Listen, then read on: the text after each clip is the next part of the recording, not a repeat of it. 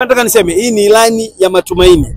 Ilani ambayo itaendelea kwenda kuongeza viwanda, ajira kwa vijana, lakini uongezaji wa thamani ya mazao yetu ambayo itaongeza pia ajira kwa vijana, lakini pia kuongeza thamani ya mazao ya kilimo, uvuvi, mifugo, mazao ya misitu, lakini madini yetu. Kama sasa tutakwenda kuiona Tanzania ambayo madini yake yanaongezea thamani humu na kutoa ajira kwa vijana wetu, lakini kuongeza thamani ya mazao ambayo serikali itaweza kupata kodi ya uhakika ambayo itaweza kusaidia katika kuleta ustawi wa nchi yetu. Kwa hiyo nataka niseme Dr. Samia Suluhu Hassan amejipanga vizuri, na ushahidi wa kujipanga kwake vizuri ni utekelezaji wa ilani ambayo umeona utekelezaji uliosomwa jana kuhusu serikali wa upande wa serikali ya Jamhuri ya Muungano, lakini kwa upande pia wa serikali ya Mapinduzi ya Zanzibar ambayo Dr. Hussein Mwinyi ameonyesha bayana kwa kupitia utekelezaji wa ilani ya 2025 kama serikali ya Mapinduzi ya Zanzibar inafanya masuala makubwa katika huduma za jamii. Tumeshuhudia huduma za hospitali za kisasa, tumeshuhudia shule na vyuo ya kisasa, tumeshuhudia miundombinu ya barabara